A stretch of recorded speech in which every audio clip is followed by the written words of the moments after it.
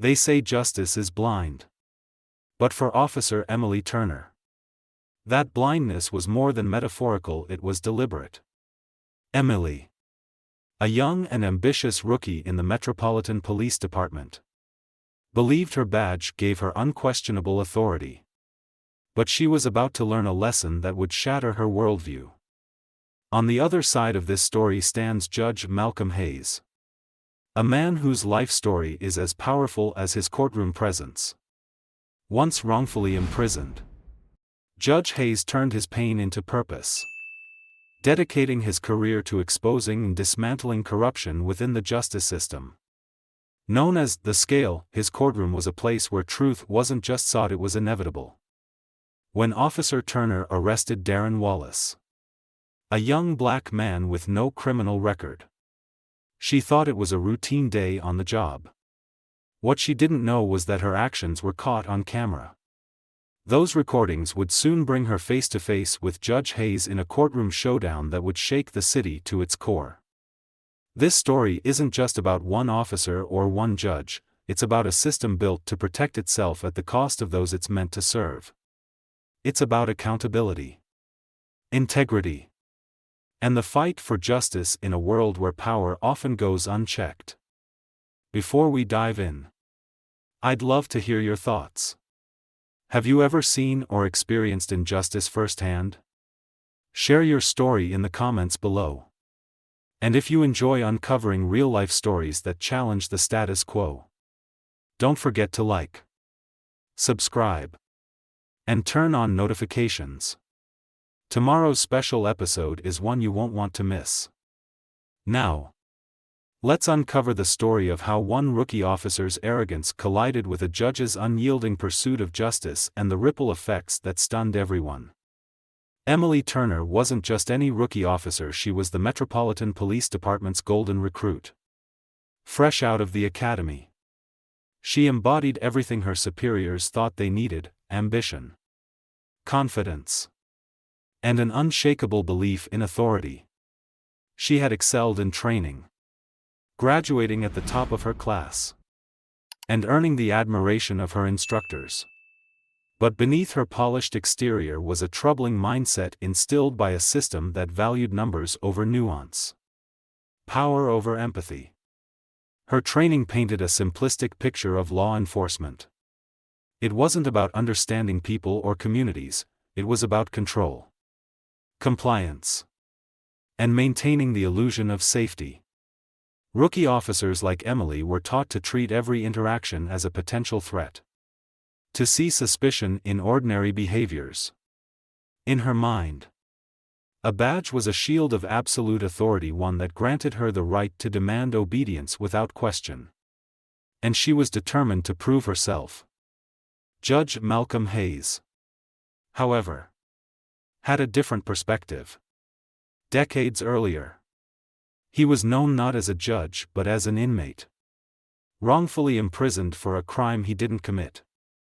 Malcolm spent 7 years behind bars before new evidence surfaced to exonerate him. His ordeal left him scarred but unbroken. Instead of succumbing to bitterness, he turned his experience into fuel for change. After his release, Malcolm pursued a law degree with relentless determination, graduating at the top of his class. As a defense attorney, he became a fierce advocate for those wronged by the system that had failed him. Eventually, he rose to the bench, where his courtroom became a battleground for justice. Known as the Scale, he was meticulous and unyielding, weighing every case with fairness and precision. Corrupt officers whispered his name in fear, knowing that his courtroom was the one place where their actions could not be hidden. Emily's arrest of Darren Wallace was meant to be just another notch on her belt, a routine stop turned into an arrest based on her assumptions and biases. She saw a young black man standing outside a convenience store, his phone in hand, and decided he looked suspicious. She never stopped to consider the possibility that Darren was simply waiting for his sister, or that his clean record spoke louder than her instincts. Instead, She followed the playbook she'd been handed: escalate the situation, assert control, and file the report in a way that justified her actions. But Emily's world and Darren's life were about to collide with Malcolm Hayes. This wasn't just another routine case, it was the beginning of an unraveling a chain of events that would expose a web of corruption far larger than anyone could imagine. What Emily thought would be her moment of triumph would instead become her undoing. And Malcolm Hayes would ensure that the scales of justice tipped, for once, in the right direction. Darren Wallace stood outside the corner convenience store, scrolling through his phone. Dressed in business casual attire, he looked like any young professional preparing to head home after a long day. What Darren didn't know was that his ordinary moment was about to set off a chain of events that would change his life and expose a system steeped in corruption. Officer Emily Turner was patrolling the area alone for the first time. Her freshly pressed uniform and gleaming badge radiated confidence. But underneath, she was nervous. She wanted to prove herself, to show her superiors that she was more than just a rookie. When the call crackled over her radio reporting suspicious activity near the convenience store, Emily didn't hesitate. "Unit 238 responding," she said, already imagining how this call could boost her reputation. As she pulled into the parking lot, her eyes immediately locked on Darren. He was standing near the entrance, glancing down at his phone. To Emily, his posture seemed nervous. To her, this wasn't just a man minding his own business, it was a potential threat. A test of her training. "Excuse me, sir," Emily called out as she exited her vehicle. Darren looked up, confused but polite. "Is there a problem, officer?" he asked, his tone measured. Emily walked toward him, scanning him from head to toe. "What are you doing here?" she demanded. Darren raised an eyebrow, his confusion deepening. "I'm waiting for my sister," he replied, holding up his phone. "She's grabbing a few things inside." Emily's gaze hardened. "Do you have ID on you?" she asked, her voice sharp. Darren hesitated, startled by the intensity in her tone. "Why? Did I do something wrong?" Her suspicion only deepened. "Let me see some identification," she repeated, her hand resting lightly on her holstered weapon. Darren, sensing the shift in her demeanor, complied, pulling his wallet from his pocket. As he handed her his ID, his sister, Michelle Wallace, exited the store with a small bag in hand. "What's going on?" she asked, looking between Darren and the officer. "Is everything okay?" Emily ignored Michelle, her focus laser-sharp on Darren. "Why were you standing out here?" she pressed. Darren glanced at his sister, now visibly uncomfortable. "I told you. I'm waiting for her." Emily didn't like his tone. To her, it sounded defensive, disrespectful. "Step away from the entrance," she ordered. Darren's brow furrowed. "I'm just standing here," he said. "I haven't done anything." It was the response that pushed Emily over the edge. In her mind, Darren's reluctance to move was defiance, a challenge to her authority. "Turn around and place your hands behind your back," she barked. Michelle stepped forward, alarmed. "What are you doing? He hasn't done anything wrong." Emily held up a hand to stop her. "Step back, ma'am. He's resisting." Darren's voice rose in disbelief. "Resisting? I'm not doing anything." But Emily had already made up her mind. She grabbed his arm and forced him against the wall. "Stop resisting," she shouted. Even though Darren wasn't moving, passers-by began to gather. some pulling out their phones to record the scene. Michelle's voice cracked as she pleaded with Emily. "Please. Stop. He's not resisting. He's my brother." But Emily wasn't listening. She was too focused on asserting control. On proving she had the authority to handle the situation. Within minutes, Darren was in handcuffs, sitting in the back of the patrol car. Michelle's protests fell on deaf ears as Emily radioed in the arrest. To her, this was a job well done, a clear example of taking control in a dangerous situation. But Emily hadn't accounted for the smartphones that captured every moment of the incident. The videos would later show Darren calmly complying with her commands. His confusion evident but his actions non-threatening. They would show Michelle begging for her brother's release, her voice trembling with fear. And they would show Emily escalating a situation that didn't need escalation. Darren sat silently in the back seat, his hands cuffed tightly behind him. His mind raced, trying to process what had just happened.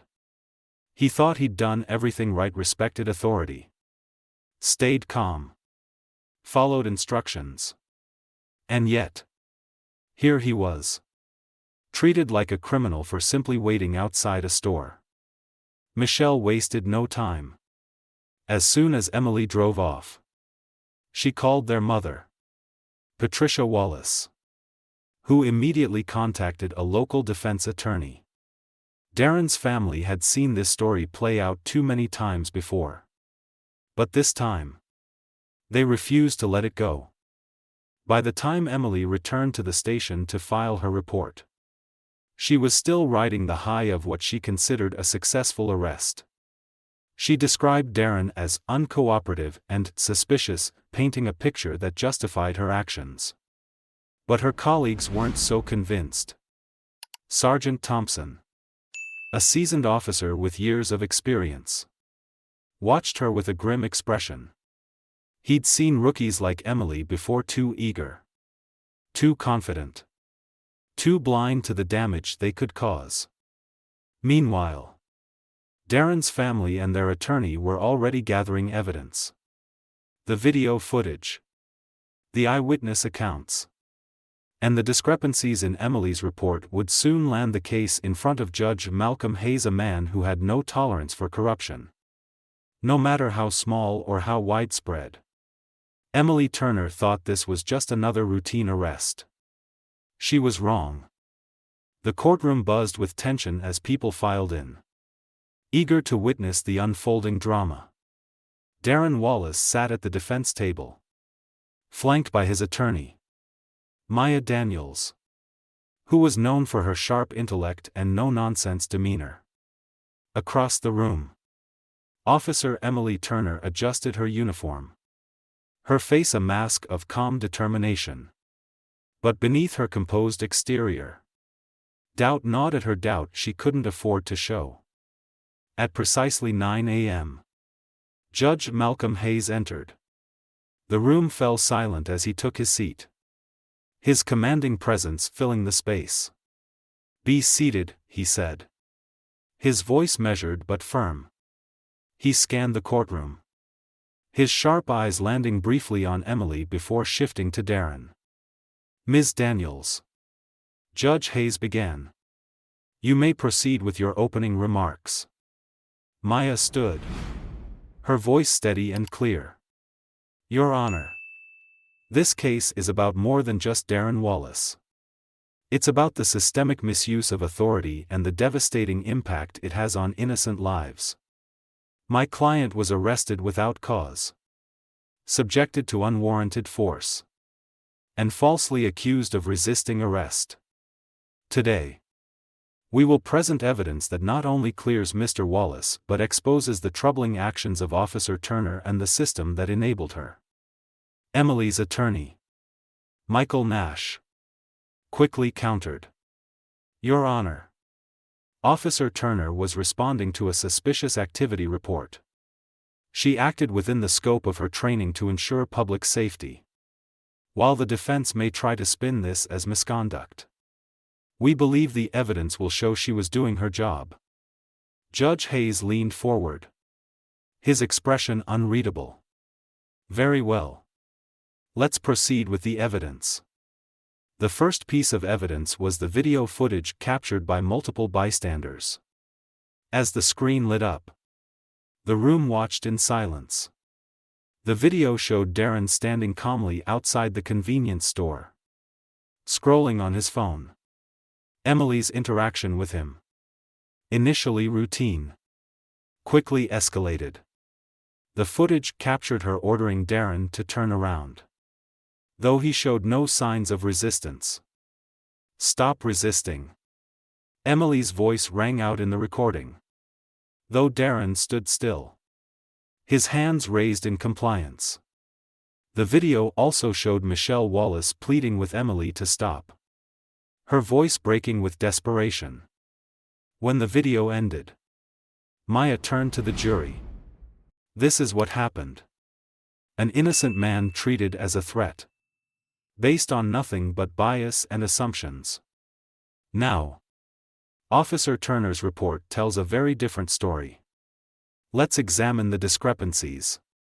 She handed copies of the report to the judge, the jury, and opposing counsel. Officer Turner claims that Mr. Wallace made a threatening movement and was uncooperative. But the video tells another story. Officer Turner, would you care to explain? Emily shifted uncomfortably in her seat but remained silent. Her attorney stood. Objection. Your Honor. Officer Turner is not required to testify at this time. Judge Hayes raised an eyebrow. Noted. But I suspect she'll have to answer eventually.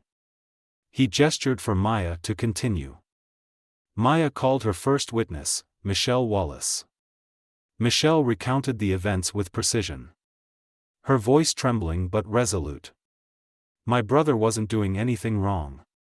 He was just standing there, waiting for me. I told Officer Turner that. But she wouldn't listen. She said he was resisting. But he wasn't. He didn't even raise his voice. When cross-examined, Nash attempted to discredit Michelle. Ms. Wallace, could it be possible that in the heat of the moment, you misinterpreted what was happening? No, Michelle replied firmly. I know what I saw. My brother didn't resist. The turning point came when Maya introduced the dispatch records. Your Honor, we've subpoenaed the records for the call that led Officer Turner to the convenience store. The call came from a payphone. And there's no evidence that the caller witnessed anything suspicious. In fact, investigators found no one at the scene who could corroborate the report. Judge Hayes leaned back in his chair, his expression darkening. Officer Turner, would you care to address this? Emily's attorney stood. Your Honor. Officer Turner acted in good faith based on the information provided. The source of the call is irrelevant to her actions at the scene. Judge Hayes wasn't satisfied. Irrelevant? If the call itself was fabricated, that calls into question the entire basis for her response. Officer Turner, I'll ask you directly, did Mr. Wallace make a threatening movement or did you lie in your report? The room held its breath as Emily hesitated. Her voice was barely audible. I may have misinterpreted his actions. Judge Hayes's tone sharpened. Misinterpreted? Officer Turner, you are under oath. Did Mr. Wallace make a threatening movement? Yes or no? Emily's face burned as she whispered. No. Your Honor. He didn't. Speak up. Judge Hayes demanded. No, Emily said. Louder this time. He didn't. The silence in the courtroom was deafening. Darren's mother, Patricia Wallace, stifled a sob, while Darren sat motionless, his expression a mix of relief and pain. The final blow came when Maya presented evidence of Emily's prior disciplinary issues from her previous department, River Creek Police. The thin file revealed a troubling pattern of complaints that had been quietly dismissed or lost during a system upgrade. Judge Hayes's voice was cold. "It appears, Officer Turner, that this isn't your first time bending the truth." As the day concluded, Judge Hayes addressed the courtroom. "This case highlights systemic failures that cannot be ignored. This court will ensure that every action, every report, and every piece of evidence is thoroughly investigated. Justice will not be a suggestion in my courtroom. It will be a demand." Emily Turner left the courtroom that day not as the confident officer who had made the arrest, but as someone whose world was crumbling under the weight of her actions. Darren Wallace, though vindicated, sat quietly, knowing this fight was far from over. And Judge Hayes, resolute as ever, prepared for what would come next, dismantling the system that had allowed this to happen in the first place. The fallout from Darren Wallace's case began as a ripple but soon became a tidal wave that swept through the Metropolitan Police Department. What started as a single investigation into Officer Emily Turner's actions quickly unraveled a far-reaching network of corruption, exposing a system that had been operating under the radar for years. The first cracks appeared when Judge Malcolm Hayes ordered an independent review of Officer Turner's body camera footage and incident reports. What investigators found was deeply troubling: gaps in recordings, inconsistencies in her reports, and a pattern of arrests that disproportionately targeted minorities. But Turner was just the tip of the iceberg. As the investigation expanded, IT forensic teams uncovered a chilling truth. A specialized software program, used by the department, was designed to manipulate body camera footage. This wasn't a glitch or a malfunction, it was deliberate. The software could selectively delete portions of recordings or distort timestamps, making it nearly impossible to identify tampering without a deep dive into the metadata. Even worse, administrative credentials tied the tampering directly to senior officers in the precinct. Judge Hayes didn't stop there. He subpoenaed records from River Creek Police Department, where Turner had previously worked. Although many files had been marked as lost during a recent system upgrade, enough evidence remained to show that Turner's behavior was part of a larger pattern. Complaints about her conduct, claims of excessive force and racial profiling had been quietly dismissed, allowing her to transfer to the Metropolitan Police Department with a clean record. The investigation also revealed a shadow training program within the department. Officially, rookies like Turner underwent standard police training, focusing on de-escalation tactics and community engagement. Unofficially, select officers were invited to mentorship sessions where they were taught how to manipulate reports, fabricate evidence, and escalate situations to justify arrests. These sessions were often disguised as informal gatherings, like poker nights, to avoid detection. One whistleblower, Sergeant Thompson, came forward with damning testimony. "This wasn't a few bad apples," he explained. "It was a system designed to protect itself. Officers were rewarded for high arrest numbers, no matter the cost. Complaints were buried. Evidence was lost, and anyone who questioned the system was either silenced or pushed out." Federal investigators, now involved, traced the corruption to a network of senior officers and supervisors who had been orchestrating these practices for over a decade. Captain Robert Drake, a high-ranking officer with an unblemished public record, was identified as one of the key figures. He had personally approved the shadow training program and ensured that officers who played by his rules were promoted. In exchange for immunity, Drake provided critical information that implicated dozens of officers across multiple precincts. The human cost of this corruption was staggering. Civil rights attorney Maya Daniels, representing Darren Wallace and other victims, compiled a growing list of cases where innocent people had been arrested, charged, or worse, based on fabricated evidence. Families who had been torn apart by wrongful incarcerations came forward, sharing stories of ruined lives and lost opportunities. For Darren, the revelations were both vindicating and overwhelming. "I thought it was just me," he said in a televised interview. "I thought I was unlucky. In the wrong place at the wrong time. But now I see it's bigger than that. It's a system that treats people like me as disposable." The public outcry was immediate. Protests erupted across the city, demanding accountability and systemic reform. Community leaders, activists, and even former officers joined forces to push for transparency and change. The phrase, "justice is inevitable," borrowed from Judge Hayes's closing remarks during the trial, became a rallying cry. The consequences for those involved were swift and severe. Emily Turner was charged with falsifying evidence, obstruction of justice, and violating Darren Wallace's civil rights under the color of law. Facing mounting evidence and pressure, she eventually agreed to cooperate with federal investigators in exchange for a reduced sentence. During her testimony, she admitted, "I thought I was just doing my job. I didn't see how the system was using me until it was too late." Captain Drake's immunity deal shielded him from prison. But his career was over.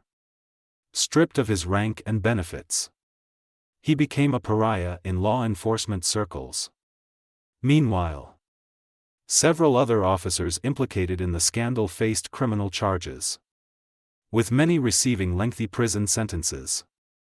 For the Metropolitan Police Department, the fallout was a reckoning.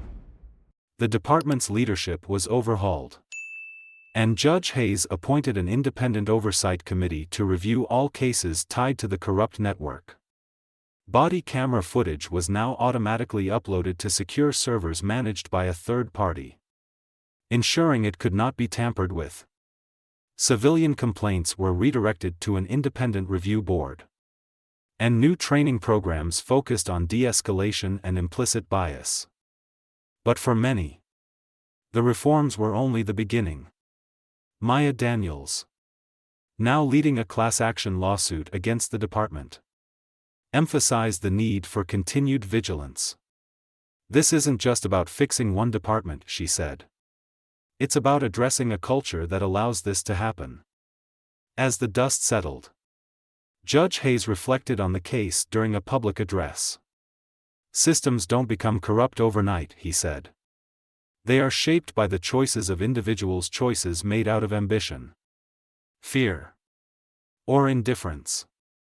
Accountability isn't just about punishing those who are caught. It's about creating systems where integrity is the only option." The fallout reached far beyond the courtroom. Darren Wallace's case sparked a national conversation about police accountability and systemic reform. For the first time, many people saw the depth of the problem and began to demand change not just in their own cities but across the country. In the end, Darren's case wasn't just about one man or one officer. It was a turning point. A moment when the scales of justice tipped toward truth. And while the fight was far from over, it was a reminder that even in the darkest systems, there are those who will stand up and demand the light. Emily Turner walked into the courtroom wearing her badge with pride, confident in her authority and the system that backed her. But when the verdict was read, her world shattered. Found guilty of falsifying evidence, obstruction of justice, and violating Darren Wallace's civil rights, she left the courtroom in handcuffs, a symbol of a system finally confronting its own failures. Her sentencing was just the beginning of a broader reckoning. The investigation into Emily's actions uncovered a deeply entrenched network of corruption within the Metropolitan Police Department. This wasn't just about one officer, it was about a system that had, for years, prioritized quotas over justice, power over accountability, and manipulation over integrity. Judge Malcolm Hayes, who presided over Emily's trial, became a leading voice in the push for systemic reform. Justice isn't served when the powerful abuse their authority, he stated during the sentencing. True justice demands accountability not just from individuals but from the systems that enable them. Under his guidance, a sweeping overhaul of the Metropolitan Police Department began. Key reforms were implemented to address the systemic issues that had allowed corruption to flourish. Body camera policies: all body camera footage was now automatically uploaded to secure, independent servers to prevent tampering. Officers found to interfere with recordings faced immediate suspension and investigation. Civilian oversight: a new independent review board was established, comprised of community leaders, civil rights advocates, and retired officers. This board handled civilian complaints, ensuring transparency and impartiality. Training overhaul: the department's training programs were completely restructured, with a focus on de-escalation tactics, implicit bias training, and community engagement. The shadow training sessions that encouraged manipulation and escalation were permanently dismantled. Accountability measures: a zero-tolerance policy for misconduct was introduced. Officers found guilty of falsifying reports, tampering with evidence, or other unethical practices faced immediate dismissal and criminal charges. These changes sent ripples throughout law enforcement agencies nationwide. Other departments, facing public pressure and similar scandals, adopted similar reforms. The case became a landmark moment, cited in discussions about police accountability and systemic reform. For Darren Wallace and his family, the resolution was bittersweet. Darren's name was cleared, and he received a public apology from the Metropolitan Police Department. The civil rights lawsuit led by attorney Maya Daniels resulted in a multi-million-dollar settlement for Darren and dozens of other victims of the corrupt system. But for Darren, no amount of money could erase the trauma of being falsely accused and arrested. "I'm glad justice was served," Darren said during a press conference. "But the scars don't go away. I just hope my case helps prevent this from happening to anyone else." Emily Turner's testimony, while damning, also highlighted the dangers of a culture that rewarded aggression and unquestioning loyalty. "I thought I was doing my job," she admitted during her sentencing. "But I see now that I was part of a system that was broken from the inside out." Captain Robert Drake, one of the key figures behind the shadow training program, cooperated with federal investigators to avoid prison time. His testimony helped dismantle the network of corruption. But his immunity deal sparked outrage among the community. In the courtroom, Judge Hayes addressed the outcry. "This isn't about letting anyone off the hook," he said. "It's about exposing the truth and ensuring this never happens again." The reforms brought tangible changes to the city. Public trust in law enforcement began to rebuild, though cautiously. Community policing programs were reintroduced, allowing officers to work alongside residents to address concerns and rebuild relationships. But Judge Hayes knew the fight wasn't over. "Change isn't a destination, it's a journey," he said in a televised address. "We've taken the first steps, but there's a long road ahead. Accountability must be constant. Vigilance must never waver." The resolution of Darren Wallace's case was more than just a victory for one man. It was a turning point. A moment when a corrupt system was forced to confront its failures and begin the hard work of rebuilding. For Darren, Judge Hayes, and countless others who had been wronged. It was a reminder that justice, while slow, was still possible and worth fighting for. In the end, Emily Turner became a symbol not of guilt alone, but of the potential for change. Her case showed that no system, no matter how flawed, was beyond redemption when people demanded accountability. And while the scars of corruption would linger, the seeds of reform had been planted, offering hope for a better, fairer future. Stories like this remind us that justice isn't inevitable, it's something we must demand and protect. One case at a time. Darren Wallace's experience, though deeply unjust, became a catalyst for change, exposing a system that had operated in the shadows for far too long. But his story isn't just about one man's fight for accountability, it's a reflection of the larger, ongoing struggle to ensure that power is wielded responsibly. This case highlighted an uncomfortable truth: corruption doesn't exist in isolation. It thrives in systems that lack transparency, accountability, and oversight. Emily Turner's actions, while inexcusable, were the result of a culture that rewarded aggression and punished dissent. She was both a perpetrator and a product of a deeply flawed system, one that Judge Malcolm Hayes, Darren's family, and countless others worked tirelessly to confront and dismantle. The changes brought about in the wake of this case show that progress is possible. Policies were rewritten, leadership was restructured, and communities began to rebuild trust with law enforcement. Yet, these changes are just the beginning. True justice requires constant vigilance and an unwavering commitment to fairness and integrity. For Darren and his family, this journey was painful but transformative. They turned their trauma into action, ensuring that their story not only brought them justice but also helped prevent similar injustices for others. Their courage serves as a powerful reminder that standing up to injustice, even when the odds feel insurmountable, can create ripples of change. So, what can we take away from this? That justice is a shared responsibility. It's not just up to judges, police officers, or lawmakers, it's up to all of us. By demanding accountability, supporting reforms, and holding power to its highest standards, we can create systems that serve everyone equally. If this story moved you, share your thoughts in the comments below. Have you witnessed or experienced injustice? Let's keep this conversation going, because change begins with awareness.